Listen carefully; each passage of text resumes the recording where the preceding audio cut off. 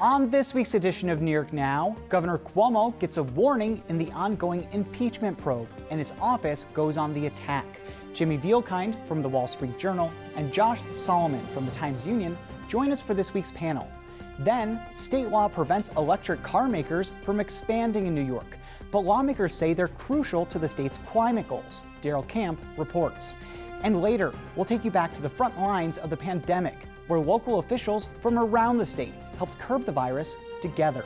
I'm Dan Clark, and this is New York Now. Today, the Senate majority will pass legislation. We will pass a law prohibiting it, and we will take them to court challenging it. Get another stand. Welcome to this week's edition of New York Now. I'm Dan Clark. When several women accused Governor Andrew Cuomo of sexual harassment 5 months ago, it was hard to see a political future for the three-term governor. But in the past few months, that's changed. Lawmakers who called on him to resign at the time now stand with him at public events. And Cuomo still has plenty of strong alliances, both in politics and labor. And in just the past few months, Cuomo's office has gone from silent on the multiple investigations into his behavior toward women to openly criticizing that process. Some of Cuomo's top staff have come out on Twitter and in statements labeling the AG's probe as political, seemingly in an effort to delegitimize the findings before they're released. And just as a reminder, it wasn't always like that. Cuomo openly agreed to the AG's probe in February and said at the time that he supported it and wouldn't get in the way. Get the facts, please, before forming an opinion. And the Attorney General is doing that review. I will fully cooperate with it, and then you will have the facts. And now, the lawmaker leading the impeachment probe into Cuomo says their attacks on the AG could land them in trouble. Let's talk about that and more with Jimmy Vielkind from the Wall Street Journal and Josh Solomon from the TU. Thank you both so much for being here. Morning. No problem. So Jimmy, what do you make of this shift in tone? To me, it would seem to suggest that maybe they think the report is going to be worse than initially thought. Well, clearly it illustrates the high stakes that Governor Cuomo feels this report has for his continued time in office and for his perhaps bid for re-election next year. In the early days, of course, as we heard, he requested this investigation. I think it's important to remember that. He requested this investigation. And he negotiated asked the Attorney General to do it. That's right. And now, it seemed at the beginning that he was essentially bidding for time, and the investigation gave him time. And he used that time to complete a budget, to shore up relationships with key state lawmakers, particularly in the Assembly. And now that those tasks are sort of done, I think what he's doing is trying to place a context on whatever this report is going to say, that it is the product of a politician who perhaps has her sights set on higher office and could perhaps be a rival to the governor. I think politically, he's done something that I didn't think he was going to be able to do. This is New York, where we had an Elliot Spitzer and Eric Schneiderman, where within days or even hours with Schneiderman, they stepped out of office. So when this happened to the governor, I guess I just assumed that he was going to step down, but instead, he's taken the last few months and really solidified some alliances, both in the legislature and in the city with Eric Adams, and maybe that will grow even more. Josh, I should mention that on Thursday evening, the second floor, the Cuomo administration, sent a letter back to the impeachment chair, basically saying, please don't criticize the way that we talk about this. It's our First Amendment right. So what was that all about? Can you explain that a little bit? Well, they were going back and forth. It was over Twitter, and it was their tweets, this tweet, and ultimately the Assembly Chairman for the Judiciary Committee, Charles Levine, said to the Cuomo administration, we don't like one of your advisors' tweets. And furthermore, we think it's potentially intimidation. We think it's threatening. The Cuomo administration came back and said, your letter is threatening. It's a threat to the First Amendment right. And right now that's where it sits, but the Judiciary Committee could meet and talk about this. When I reached out to the chairman, he didn't provide any comment in terms of when they would meet. Which seems to be the strategy now. And I get that, because if you are chairing an investigation, you don't necessarily want to comment on it and tell people what you're investigating and how that's going. But in terms of that investigation, Jimmy, do we know where it is? I think the answer is no, but people have said the AG's report may be wrapping up. But so we have these two investigations, the Assembly and the AG. And the Assembly, we just don't really know in terms of timing. Do we know anything more about that? We know that they authorized subpoenas. I don't believe anyone has reported, and I've not been able to learn exactly who received a subpoena from the State Assembly. I know that there are some people who have spoken to the Attorney General's investigators who have not spoken to the Assembly's investigators. And the sense that I get from lawmakers and other officials around the state is that the Attorney General's report should be the key moment here. And that in fact, that could spur the State Assembly to action even before the Judiciary Committee comes to a conclusion with its own work. Now, Josh, I want to ask you a semi-personal question. You've just come here recently from covering state government politics in Florida, where we have Ron DeSantis. We were talking earlier this week, kind of comparing the two. How do you see the Cuomo administration's strategy towards criticism versus the DeSantis administration? Because to me, it seems like they're similar, but I want to get your take. Yeah, one of the things when I came here a couple months ago, but I grew up in New York, so I've been following New York politics my whole life, was how similar some of the conversation on social media and just the general kind of high-level communications folks respond to journalists, respond to the media, respond to criticism of them, and limit the access to questions, especially during a time of intense scrutiny to the highest administration, highest official in the administration. So I've seen some similar tones. Not to say the politics are similar, but sure. Some of the reactions and deflections have had some similar trends there. And speaking of politics, Jimmy, I wanted to ask you, you have covered this governor since he started as governor in 2011, and before that when he was AG. And we did have a similar situation, kind of what's going on now, where then Attorney General Andrew Cuomo started an investigation into the sitting governor. Can you take us back in history? Well, there were a few times that happened. The first time was with Eliot Spitzer with the Troopergate probe. That was a very rapidly concluded investigation in the summer of 2007. It had to do with the use of state aircraft for political purposes and the release of records regarding that use by the Spitzer administration. Politicians are going to be politicians, and we shouldn't clutch our pearls necessarily when we see them being political. So there are many people who have pointed out to me in recent months the similarities between an attorney general with investigations that have political consequences and perhaps who harbors political ambitions, doing things to undermine or that have a negative effect on the sitting governor. Lots of people have noted the irony.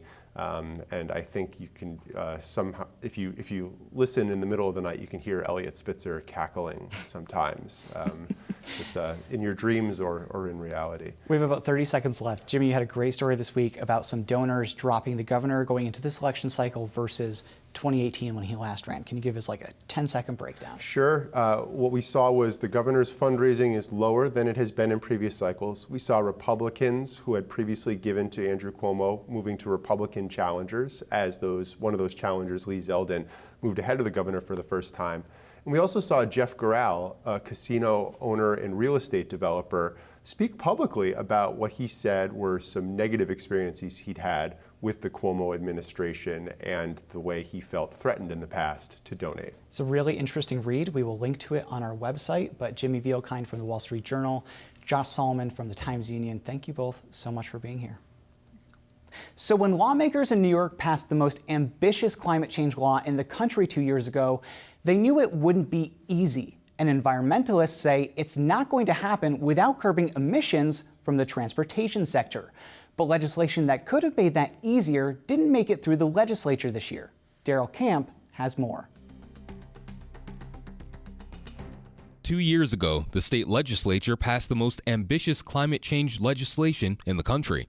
the Climate Leadership and Community Protection Act sets a series of time-sensitive goals for the state, like 100% zero-emission electricity by 2040 and a shift to 70% renewable energy by 2030. And for lawmakers, electric vehicles could play a huge role in meeting those goals. But aside from 5 for electric car maker Tesla, dealerships aren't allowed for electric vehicle companies in New York under state law. There is legislation that would lift the cap and expand access, but it was kept from a vote during this year's legislative session. Assemblymember Pat Fahey, a Democrat from Albany, sponsored that bill and says New York's laws need a jump start.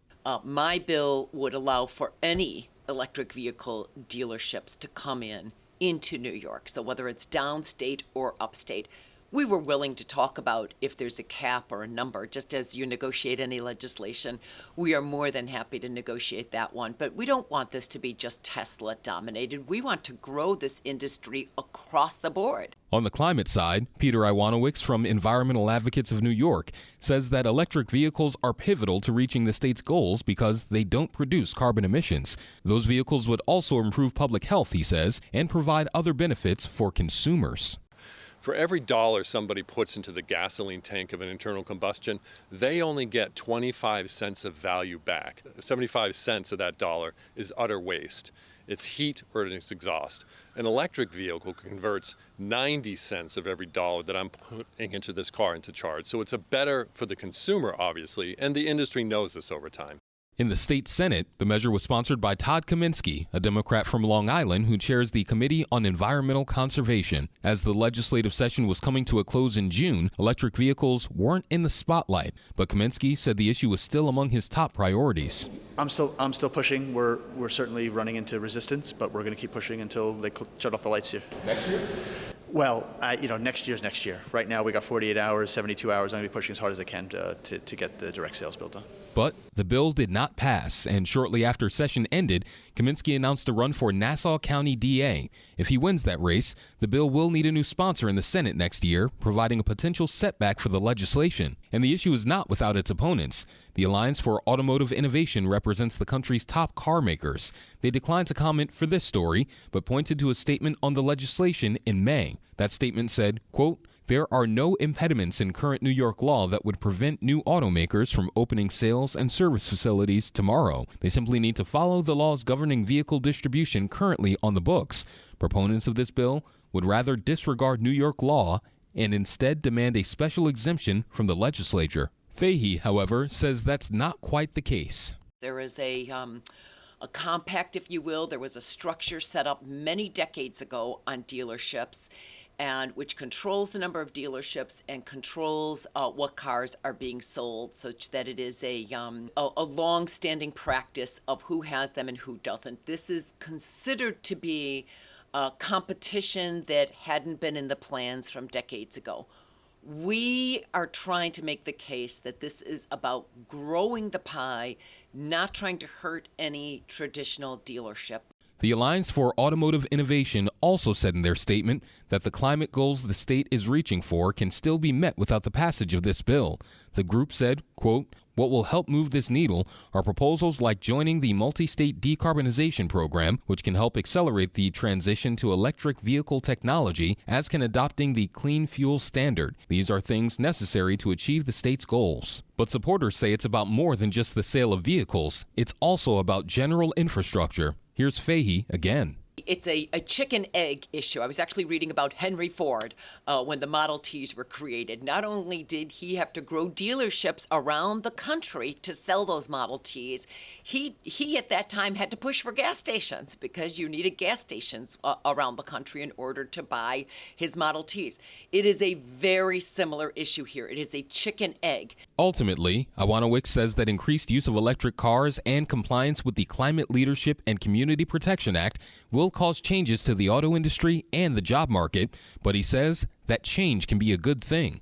But we are going to completely move our economy off of fossil fuels because of the Climate Leadership and Community Protection Act. This is our nation's leading climate law that is going to really transform all of our economy into being one from fossil fuel based to being one that's electrically driven. So There will be a lot more jobs for heating and cooling systems that are going to be electrically powered, solar manufacturing, wind turbine manufacturing, electric vehicle component manufacturing, and all the coding that's going to go involved in that. It's going to create, new jobs and new industries that we can't even conceive of right now. As of right now, the measure remains in the Transportation Committee in both the state Senate and Assembly, with lawmakers not scheduled to return to Albany until early January. All right, we will see where that goes. Thank you so much, Darrell. Moving on now, when the pandemic started, I think we can all admit that no one really knew what to do. The state set up its own plan, but a lot of that responsibility was left to counties. County officials worked alongside the state to boost testing, offer services, and a lot more. But that wasn't always easy, and the state wasn't always helpful. Now, county officials from around the state have recorded it all in a new book, with proceeds going directly to the state's food banks. I sat down with Steve Aquario from the Association of Counties and Albany County Executive Dan McCoy for a look back. Steve Aquario from NYSAC and Albany County Executive Dan McCoy, thank you both so much for being here. Thank you for having us. Of course. So we are here to talk about this book that the county executives of New York have put together. It's called Our Darkest Hours. I think this is a great idea. It has every county executive down on record what their experience was like during the pandemic. It was very varied, obviously. Every county was different throughout the state. Steve, I want to start with you. Can you remind our viewers what counties were actually responsible for during the pandemic? Because I feel like it got lost on a lot of people that you were really on the front lines. Well, if our viewers don't know what counties do, they should by now. Yeah, I hope so. Really, the county government officials, the county executives, like County Executive McCoy, these were the incident commanders. So when we have an emergency, a state of emergency, they have to spring up and act to protect their communities. So initially with their public health commissioners and the role of local public health, we had to begin to understand testing. How to get testing. Where was this virus going? A lot of effort was focused on testing. Then we had to move to where was the infection spreading? So the counties had to do isolation and quarantining. And then ultimately after that, when the vaccine became available, they were the primary unit of government to move these vaccines around, especially to vulnerable populations. So they were doing all of those public health efforts in addition to trying to keep their small businesses running. Their bars, their taverns, small businesses, how to issue grants, loans, how to keep society going. And to County Executive McCoy, how to calm the public, how he calmed the public by talking to them and communicating to them that we're going to do the best that we can through this time. Right, there was just a lot going on with counties. They were offering so many services. Dan, in the book that you write that you were learning on the fly, and I should mention you're also president of the County Executives of America. Correct. So you were learning on the fly, you write. Tell me what you meant, because this is stuff that you've dealt with before on some level, like flu and vaccine distribution, that kind of stuff, but obviously not quite on this level. No, I mean, some of the lessons learned for us was that, and I'll grab from my own experience, being a former firefighter, being a member of the New York Army National Guard and doing a mobilization overseas, was looking at this whole situation and how we were getting executive orders, federal orders, and they were changing the way we're operating, doing business. And we had to learn things on the fly. We get an order that would come in and say, you have to do X, Y, and Z. And then we figure it out. And then an hour later, nope, this is what you have to do. Working things on the fly was like, I said, we have to reimagine the workforce, you know? And for government, and Steve will probably say the same thing, government, it's hard because we're used to doing things a certain way. And we've been doing it for over 300 years in Albany County that way. And to reinvent that wheel and bring technology in, that was the hardest thing, because I feel we went 10 years into the future with technology in county government, because it's hard to break that stuff in. It's hard to do things differently. And I kept reminding everyone, Steve gets a chuckle out of, I go, it's a marathon, not a sprint. Take a step back, take a deep breath, and we'll get there, but we have to just work together to make it happen. So there was a lot of stuff going on, all of that stuff and more. And Steve, part of this book, I'm not sure who wrote it, it's one of the later chapters in the book after the county executives. At the same time that counties were offering all of these services, the state was threatening cuts because of obviously the big deficit that we were going into heading into 2021. What were the consequences of that? Well, it was a guillotine hanging over our heads. it was a very scary period of time to fight this public health threat, but at the same time fight a fiscal crisis. The book details the economic crisis that faced these county executives who predominantly rely on sales tax. And sales tax just went dramatically through the floor. We didn't know what to expect. People were not going to restaurants anymore. The taverns were closed. Macy's was closed. There was nowhere to go out and buy and purchase things. The car sales were down. Appliances were down. So they had to deal with all that. The book is dedicated to those who lost their lives, the families who lost their loved ones. But the book is also dedicated to the public servants, county executives, county emergency management coordinators, county commissioners of health, county coroners, and all those public servants who led through this effort. Without this book, we would never have this detail left for those that come behind us. Right. I love this as a part of history. To be honest with you, people 100 years from now can look at this book and say, these are what the counties did during the time. Hopefully we don't have another pandemic. I think that's what everybody hopes. But at least we have this to refer to. Dan, I want to go back to you because you offered a lot of services, and every county did during the pandemic. Correct. You delivered food to families who needed it. You set up an internet connection for students at a school that may not have that internet connection. And I think part of that exposed a lot of issues that maybe the state or even counties have to work on. What do you see as the long-term issues that come out of this that you may not have known about before that either the state or at the local level can be addressed?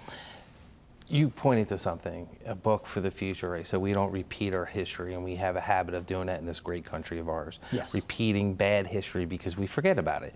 But one thing I've learned from all the things I've handled for the last 9.5 years, from bomb trains to the opiates, we talk about it during an emergency. And then when the emergency is over with, everyone goes home and says, all right, we're through it. Mm-hmm. But we have to take the lessons learned, and we have to take issues like you just said, the internet equity that affects different neighborhoods differently in Albany County, and we got to make sure we continue to follow through on that. And I hate to say, government has a problem that we don't. And we tend to say, okay, yeah, we addressed it. We had a press conference. We're trying to do this. To me, and I have to commend my staff, Dan Lynch, my deputy county executive, and everyone in my office, that we are continuing to do that, to follow through on internet around the county on different things. But like Steve said, like policies and the way the Senate and Assembly set up different policies, or the governor, it ties our hands a lot of the times, and people don't realize. And we got to continue to move the ball forward and make sure we address the issues that you're saying, and continue to work with the Senate and the Assembly. And the great thing about the NISAC organization is it just doesn't represent counties. It represents the 57 counties upstate New York and the 5 boroughs in New York City. We're working with legislatures and really just interworking. If people read that book, it wasn't a pad, it wasn't a victory lap for us. It was just to identify the decisions we did working together, like Steve said, calling each other at 1 o'clock in the morning, at midnight, sharing PPE when something came short and we couldn't get it through the state, or we couldn't get it through the feds, helping out other nursing homes. And we just wanted to tell that story, so not just so people know in the future, but the next county executives or the next health commissioners can read it and say, okay, this is how we handled it. You brought up a really good point, talking about the Senate and the Assembly and the governor. There was a lot that happened at the state level that counties weren't necessarily warned about. And Steve, later in the book, it's written that there was a shifting power structure between the state and local governments. Can you talk about that a little bit and what the impact of that was? Because you were dealing with a time where the governor was issuing executive orders, and because of the disaster emergency, all local laws were suspended and superseded. Well, first I want to acknowledge George Latimer. George Latimer is the Westchester executive. That was the epicenter of where this all started in New Rochelle. And without his work in Westchester and what happened down there, we would have had no idea what was going to come at us. So we did learn mental health challenges. County Executive Latimer reached out to the county executives, told us the stories about mental health challenges and how to be prepared for it. And we learned an awful lot from that. Let's remember what was happening back then. We were in the midst of a presidential election, too. We had Washington, D.C., the COVID-19 became a very political issue. The state of New York almost at war with Washington, D.C. We had a state budget that was negotiated in the midst of all this and the politics that was going on and enacting that state budget in a remote manner. They were not in the chambers.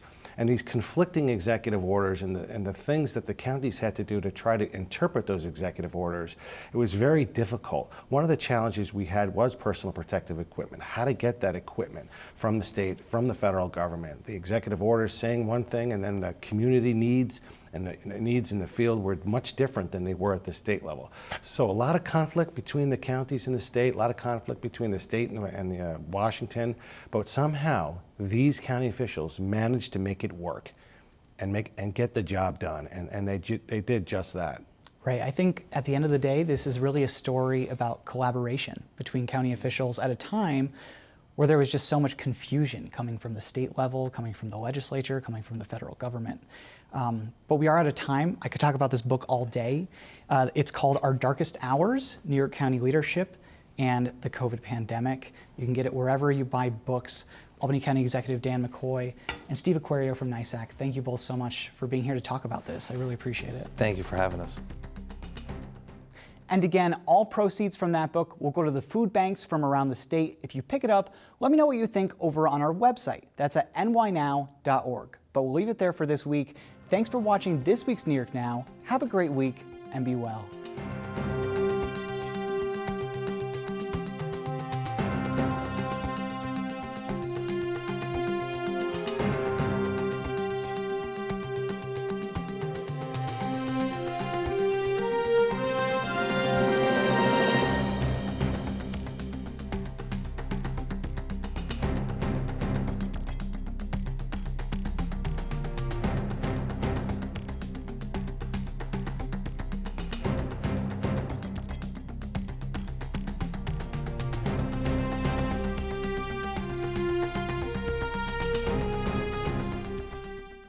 Funding for New York Now is provided by WMHT And by the Dominic Ferrioli Foundation.